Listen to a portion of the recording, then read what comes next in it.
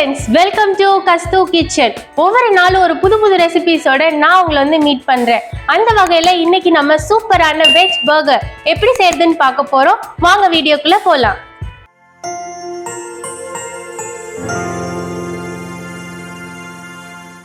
இந்த veg burger பண்றதுக்கு தேவையான இன்கிரீடியன்ட்ஸ் பார்த்துக்கலாம் வாங்க. கேரட், பீன்ஸ், பச்சை பட்டாணி, வெங்காயம், மைதா மாவு, butter, cornflour, bread crumbs, ketchup, mayonnaise, chilli sauce, burger bun, cheese slice, garam masala, மிளகாய் தூள், சீரகத்தூள், மஞ்சள் தூள், இஞ்சி பூண்டு விழுது, உருளைக்கிழங்கு, உப்பு, எண்ணெய். இந்த பர்கர் பண்றதுக்கு ஃபர்ஸ்ட் நம்ம உள்ள இருக்க பேட்டி ரெடி பண்ணிக்கலாம். அதுக்கு நான் இன்னைக்கு பச்சை பட்டாணி, கேரட் அப்புறம் பீன்ஸ் எடுத்திருக்கேன். வாங்க இதை எப்படி செய்யறதுன்னு பார்க்கலாம். ஸ்டவ் ஆன் பண்ணி ஒரு கடாய் வச்சுட்டு 3 டேபிள் ஸ்பூன் எண்ணெய் சேர்த்துக்கலாம். எண்ணெய் லைட்டாக காயட்டும். எண்ணெய் காஞ்சோடனே இன்றைக்கி நான் 2 மீடியம் சைஸ் வெங்காயத்தை பொடி பொடியாக கட் பண்ணி வச்சுருக்கேன். அதை சேர்த்து நல்லா வதக்கிக்கலாம். வெங்காயம் லைட்டாக கண்ணாடி மாதிரி ஆகணும், ரொம்ப வதங்கணும்னு அவசியம் இல்லை. இப்போ இதில் 1 டேபிள் ஸ்பூன் இஞ்சி பூண்டு விழுது சேர்த்துட்டு இஞ்சி பூண்டு விழுதோட பச்சை வாடை போகிற வரைக்கும் நல்லா வதக்கிக்கலாம். 1/2 டீஸ்பூன் மஞ்சள் தூள், 2 டீஸ்பூன் மிளகாய் தூள், 1/2 டீஸ்பூன் சீரகத்தூள், 1/2 டீஸ்பூன் கரம் மசாலா. இப்போ எல்லாத்தையும் நல்லா வெங்காயத்தோடு மிக்ஸ் பண்ணிக்கலாம். இப்போ கேஸை ஸ்லோ ஃப்ளேமில் வச்சுட்டு இதோட கேரட், பச்சை பட்டாணி, பீன்ஸ் எல்லாத்தையும் சேர்த்து நல்லா மிக்ஸ் பண்ணிக்கலாம். நான் இன்றைக்கி காஞ்ச பச்சை பட்டாணியை வேக வச்சு எடுத்திருக்கேன். நீங்கள் ஃப்ரெஷ் பச்சை பட்டாணினா அப்படியே சேர்த்துக்கலாம். இப்போ இதோட கொஞ்சமாக தண்ணி சேர்த்து காய்கறி வேகிற அளவுக்கு உப்பு சேர்த்துட்டு நல்லா மிக்ஸ் பண்ணி மூடி போட்டு ஒரு 10 நிமிஷத்துக்கு வேக விட்டுக்கலாம். நடுவில் மூடியை எடுத்துட்டு கிளறி விட்டுக்கோங்க, இல்லைன்னா அடி பிடிச்சிரும். அந்த மசாலா காய்கறி எல்லாம் சேர்ந்து நல்லா குக் ஆகணும். இப்போ எல்லாம் நல்லா குக் ஆயிருச்சு. இப்போ ஒரு கிரேட்டர் வச்சுட்டு நான் இன்றைக்கி 3 மீடியம் சைஸ் உருளைக்கிழங்க வேக வச்சு எடுத்திருக்கேன். அதை இந்த மாதிரி துருவி சேர்த்துக்கலாம். கிரேட்டரில் இருக்கிறதுல பெரிய சைஸ் ஓட்டையில் துருவிக்கோங்க. இந்த மாதிரி நம்ம துருவி சேர்க்கையில் அந்த காய்கறிகளோட உருளைக்கிழங்கு ஈஸியாக மிக்ஸ் ஆகி நல்லா மேஷ் ஆயிரும். டம்ளரோட பேக் சைடை வச்சு இந்த மாதிரி நல்லா அழுத்தி விட்டுக்கலாம். உங்கள்கிட்ட மேஷர் இருந்துச்சுன்னா அதை கூட நீங்கள் யூஸ் பண்ணிக்கலாம். இந்த மாதிரி பண்ணையில் காய்கறிகள் லைட்டாக மேஷ் ஆகி வரும். இப்போ இதோட 3-4 டேபிள் ஸ்பூன் பிரெட் கிரம் சேர்த்து நல்லா மிக்ஸ் பண்ணிக்கலாம். பிரெட் கிரம் சேர்க்கையில் ஒரு நல்ல பைண்டிங் கொடுக்கும். இப்போ எல்லாம் ரெடி ஆயிடுச்சு. இப்போ இதை ஒரு பவுலுக்கு மாற்றிக்கலாம். அவ்வளோதான், நம்ம பேட்டிக்கு மிக்ஸ் ரெடி பண்ணிட்டோம். இப்போ இதை நம்ம 5 to 10 மினிட்ஸ் ஃப்ரிட்ஜில் வச்சு எடுக்க போகிறோம். ஃப்ரிட்ஜில் வச்சு எடுக்கிறனால நம்மளோட மிக்சர் இன்னும் கொஞ்சம் கூட ஹார்ட் ஆகும். அப்போ நம்ம பேட்டி செய்கிறதுக்கு ரொம்பவே ஈஸியாக இருக்கும். எண்ணெயில் போட்டு பொரிக்கையில் அது பிரிஞ்சு வராமல் பர்ஃபெக்டாக வரும். இப்போ இதை ஃப்ரிட்ஜில் வச்சு எடுத்துக்கலாம். ஃப்ரிட்ஜில் 10 நிமிஷம் அந்த பேட்டியோட மிக்சர் இருக்கட்டும். அந்த கேப்பில் நம்ம பர்கருக்கு ஸ்பெஷலான சாஸ் ரெடி பண்ண போகிறோம். இப்போ வாங்க செய்யலாம்.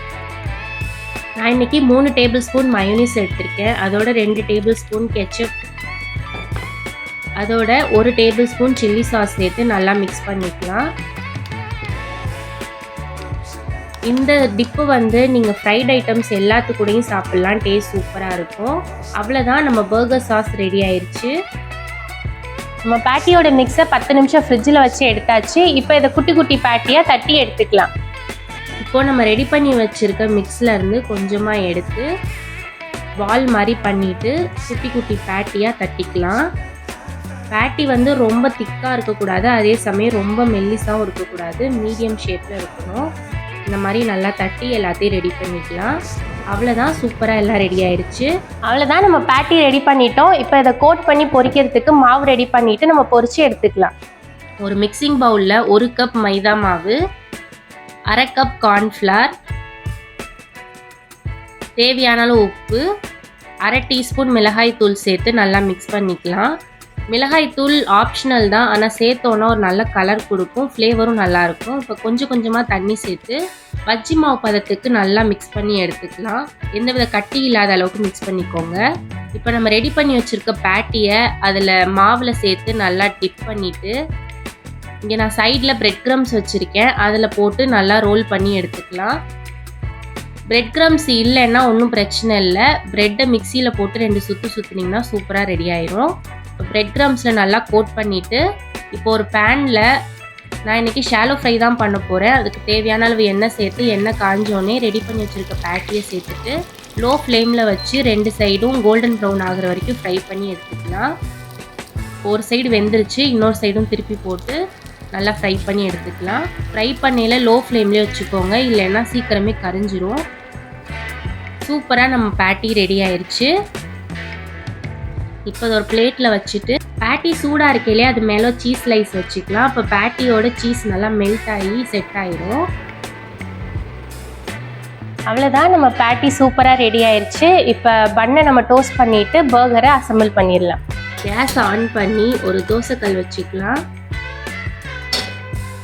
இப்போ பன்னை 2ஆக கட் பண்ணி எடுத்துக்கலாம். நான் இன்றைக்கி நார்மல் பன் தான் யூஸ் பண்ணியிருக்கேன். உங்களுக்கு பர்கர் பன் கிடச்சிச்சின்னா நீங்கள் அதை யூஸ் பண்ணிக்கலாம். இப்போ பேனில் கொஞ்சமாக பட்டர் அப்ளை பண்ணிவிட்டு நம்ம கட் பண்ணி வச்சுருக்க பன்னை இதில் சேர்த்து ஒரு சைடாக டோஸ்ட் பண்ணி எடுத்துக்கலாம். பன்னை இது 2 சைடும் டோஸ்ட் பண்ணக்கூடாது, ஒரு சைடு தான் டோஸ்ட் பண்ணி எடுக்கணும். இப்போ பன் சூப்பராக டோஸ்ட் ஆயிடுச்சு. இப்போ இதை ஒரு பவுலுக்கு எடுத்து வச்சுக்கலாம்.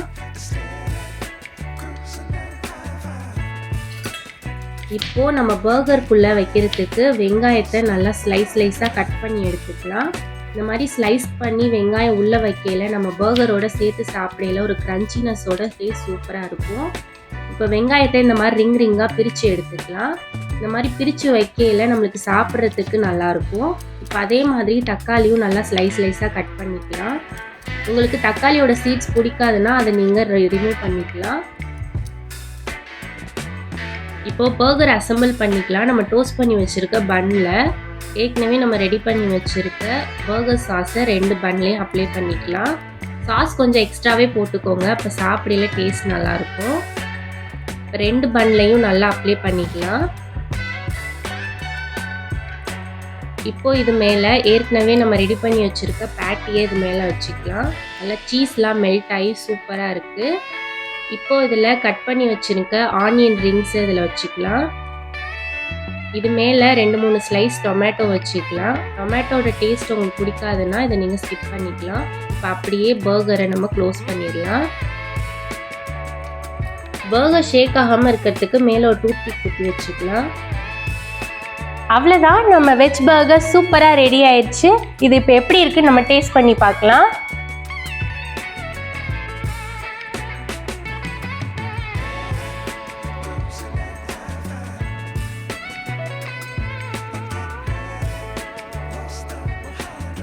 சூப்பராக வந்திருக்கு. அந்த வெஜ் பர்கர் உள்ளே இருக்க பேட்டிலாம் நல்லா கிறிஸ்பியாக சூப்பராக இருக்குது. மறக்காமல் ட்ரை பண்ணி பாருங்கள். நிறைய பேர் நம்ம வீடியோவை பார்க்குறீங்க, ஆனால் சப்ஸ்கிரைப் பண்ண மாட்டேங்கிறீங்க. நீங்கள் எவ்வளோ தூரத்துக்கு சப்ஸ்கிரைப் பண்ணி ஷேர் பண்ணுறீங்களோ அவ்வளோ தூரத்துக்கு எனக்கு மோட்டிவேட் ஆகும். உங்களுக்கு தெரிஞ்ச ரெசிபீஸ் இல்லை உங்களுக்கு வேண்டிய ரெசிபீஸ் ஏதாச்சும் வேணும்னா கமெண்ட்ஸில் சொல்லுங்கள், நான் கண்டிப்பாக அப்லோட் பண்ணுறேன். ஸோ மறக்காமல் நம்ம சேனலை சப்போர்ட் பண்ணுங்கள். இந்த வீடியோ உங்களுக்கு பிடிச்சிருந்துச்சுன்னா லைக், ஷேர் அண்ட் கமெண்ட் பண்ணுங்கள். முக்கியமாக நம்ம சேனலை சப்ஸ்கிரைப் பண்ணிக்கோங்க. நாளைக்கு இன்னொரு புது வீடியோட நான் உங்களை மீட் பண்ணுறேன். பாய்.